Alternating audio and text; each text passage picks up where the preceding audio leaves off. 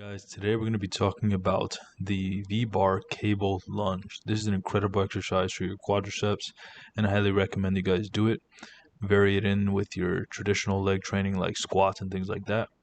First thing you're going to want to do is set up the cable all the way down to the bottom. Once it's all the way down at the bottom, then you can get started by adding the appropriate weight. So choose obviously weight relative to your strength level. Start off light, do 20 repetitions, start to increase the weight every other week. But once you're set up, you actually want to put your feet, not necessarily right in front of the machine, but just slightly off to the side of the cable on the working leg and get it nice and close. You want to make sure that you're just going basically straight up and down with the cable. You don't want to take too far of a step back, because then what's going to end up happening is you're going to get pulled forward. You want to be going straight up and down as much as possible without banging your knee on the weights or the cable, obviously. That's why you got to go off to the side. Once you do that, make sure that foot is firmly planted with the foot completely flat during the whole exercise and range of motion.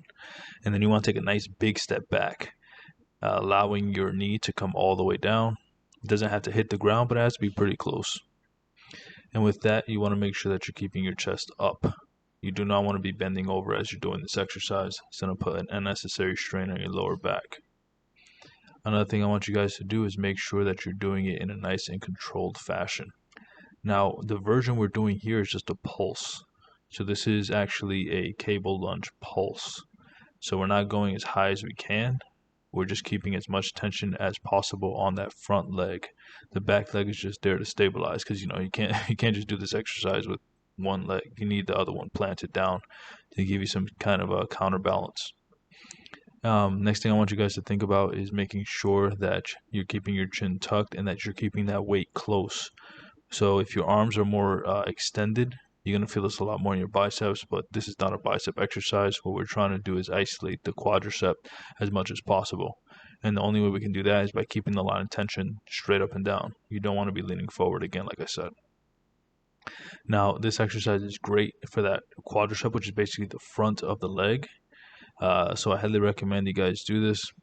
And another thing I want you guys to also keep in mind is keeping your core tight. This is crucial. If you keep your core really loose when you're doing this, you're going to feel yourself wobbling left to right. So just make sure you don't do that. Keep your core as tight as possible and control your breathing. So breathe out when you're going up, breathe in when you're going down.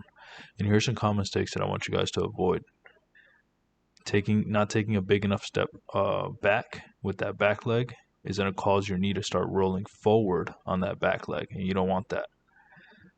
So just make sure to take a nice big step back. But the working leg should not be this far back. So you see how this weight is pulling me forward as I'm doing the reps? You don't want that. You want to be closer.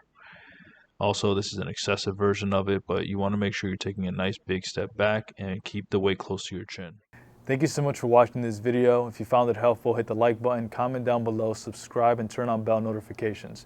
And if you want to take it a step further and work with us or support the channel further, there are a few ways you could do that down below. Again, thank you so much for watching. Have a great day and God bless you.